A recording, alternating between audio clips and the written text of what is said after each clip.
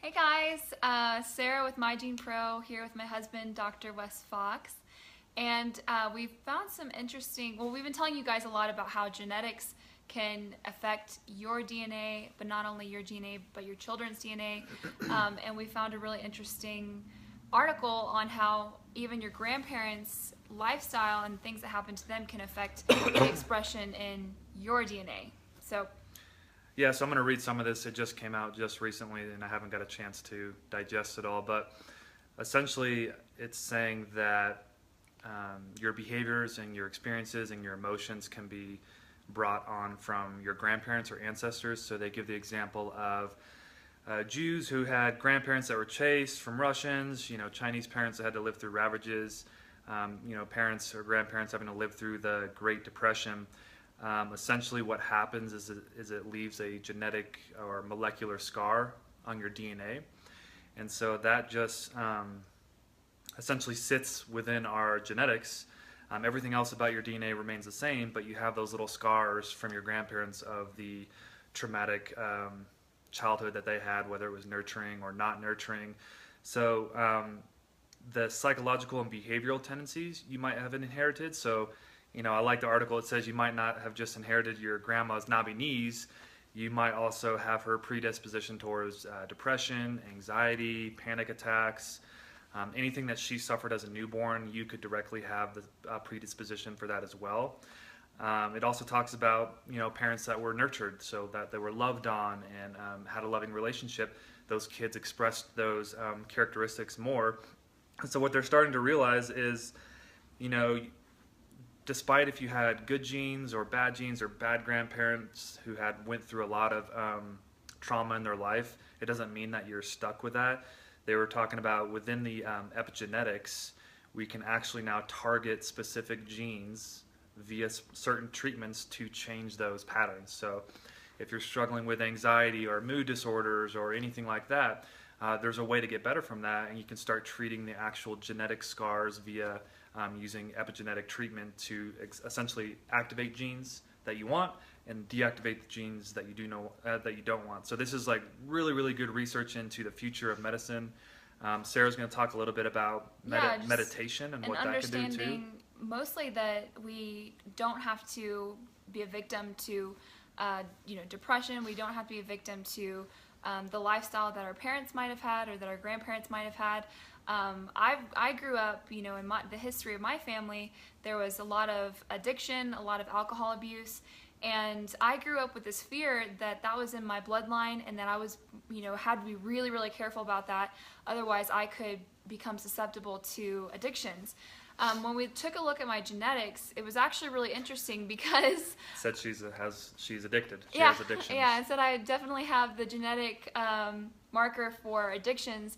So what that tells me is, okay, yeah, I need to be careful, but I also have high control. So what that means is that while I may have a tendency to get really obsessed with certain things, and for me it's chocolate, I love it.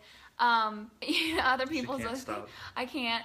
I'm always sneaking into the chocolate ice cream and stuff like that. But control is one thing. So for me, I just don't buy it most of the time because if I have one cookie, I'm gonna have 12. And so I just don't even go there. I just don't buy it because I have that kind of control. Whereas some other people, they struggle with addiction and they struggle with control. So there you might have a bigger issue. But that's me. Yeah. No, it is. On my genetics, it says I have a high addiction risk and supposedly no control. But if you actually look at our family dynamics, I'm the one that has control, and it's because of the things that I've done over the years epigenetically to essentially train myself in my mind and discipline. Right. So I essentially fixed my genetics via my own epigenetics. Right, which those DNA markers, they don't change. They're always going to be there. Yeah. But you can suppress them or turn them on and off based on your lifestyle. You can activate new ones that are beneficial. Right. And that's what he did. I'm still learning, but I'm getting there. But what I wanted to talk about, and one thing that I use, because another thing that we learned about my genetics is that I always wondered why I was 0 to 100. I have an explosive personality. I go from... What is 0 to 100? Like I'm totally calm. Kids are screaming. I'm totally calm. And then all of a sudden, right? I'm just throwing stuff and freaking out. You've been there, so don't judge me. But you know, I actually learned through looking at our genetics that this isn't me just being crazy or, you know, losing my mind, that there's actually a genetic predisposition to that type of behavior, which got me really pumped because knowing what I know about genetics, I can activate certain genes to help alleviate that tendency. And one thing that I do is meditation. And I was somebody who always laughed at meditation. I didn't think it was legit.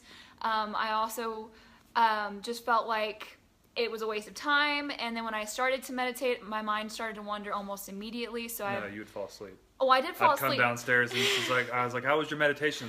What do you fell mean? I fell asleep. So it was good. Yeah. Yeah, I can fall asleep literally anywhere, anytime. But no, I did. Yesterday, actually, I did fall asleep during meditation, and my 10-month-old woke me up. So neither here nor there, but the point being that meditation actually changes the expression of over 3,000 genes. And when we talk about that 0 to 100 explosive personality, or even the depression gene, we talk about your grandparents who might have had a traumatic childhood and activated those genes for depression or anxiety in you, and left those biological scars essentially, you can actually turn those off. You can turn on the good genes that can help you control your behavior, can help you control your tendencies. And I always suggest to every single one of our clients breathing exercises. If you don't want to do meditation, you can find breathing exercises online. They have guided meditation too. Yeah, guided meditation. And you know, it's just really about calming your mind, collecting your breath, and just getting yourself back on track so that you can essentially hit the restart button. But like I said, that actually alters the expression of your genes. So when you're meditating, know that you're not just turning off, here comes our 2-year-old, you're not just turning off depression genes, but you're also turning on genes that are going to heal, are going to detox, are going to regulate. So before I get... And she's gone, Yeah. so... No, but we just want to teach people that obviously we have kids and this happens. I don't know, where he must have woke up from a bad dream.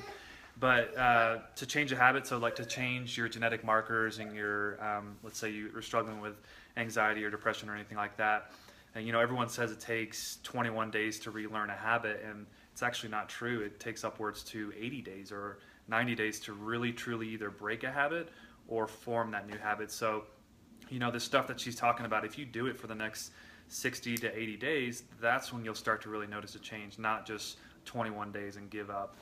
So we just recommend finding like an accountability partner, someone to help you implement these changes. But it can mean leaps and bounds for your life. So if you guys have any questions or you want something for us to cover specifically in health, leave a comment down below, and that will be one of our next videos that we could talk about. Like our page and share it with other people, and we look forward to helping you guys out. Thanks.